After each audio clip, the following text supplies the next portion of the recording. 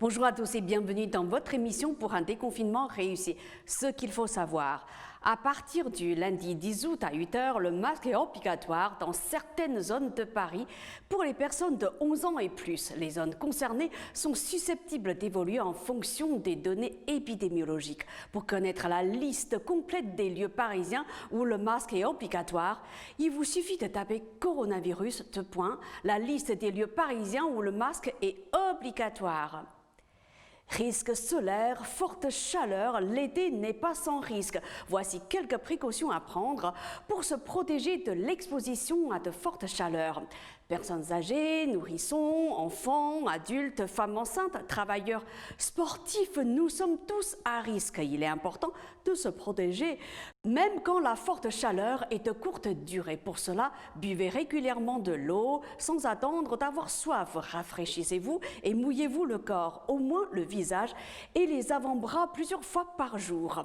Maintenez votre logement frais, donc fermez fenêtres et volez la journée. Ouvrez-les le soir et la nuit s'il fait plus frais. Mangez en quantité suffisante et ne buvez pas d'alcool. Privilégiez les heures les plus fraîches pour sortir et, s'il fait chaud, c'est vous, passez plusieurs heures par jour dans un lieu frais, cinéma, bibliothèque municipale, supermarché, musée, sans oublier le respect des mesures barrières pour se protéger du Covid-19 et puis éviter les efforts physiques.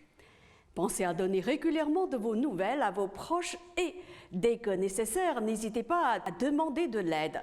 Maintenant, quelques précautions à prendre pour les personnes circulant en voiture ou lors de longs trajets. Ne jamais laisser une personne seule dans une voiture, en particulier un enfant, car la température dans l'habitacle peut augmenter très vite. Si possible, décalez votre trajet aux heures les moins chaudes.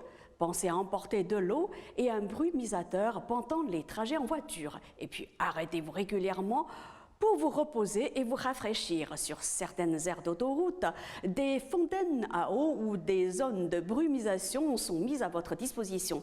Enfin, que vous soyez en congé ou au travail, à la mer, en montagne, à la campagne et même en ville.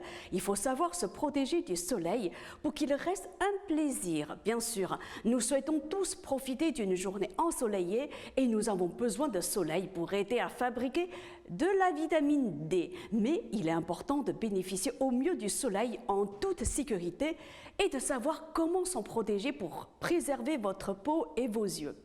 En France métropolitaine, les rayons UV du soleil sont les plus forts entre 12 h et 16 h de début avril à fin septembre. Pendant cette plage horaire, le soleil peut être assez fort pour causer des dégâts au niveau des cellules de votre peau et de vos yeux. Faites très attention à protéger votre peau, surtout si vous faites facilement des coups de soleil.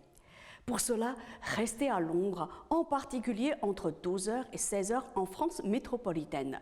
Si vous sortez entre 12 h et 16 h, n'oubliez pas de porter des vêtements couvrants, c'est-à-dire t-shirt ou chemise avec des manches, un bas arrivant au-dessous du genou au moins, un chapeau à large bord, des lunettes de soleil ayant une monture enveloppée et des verres avec filtre anti-UV. L'ombre et les vêtements sont les moyens de protection les plus efficaces pour protéger votre peau.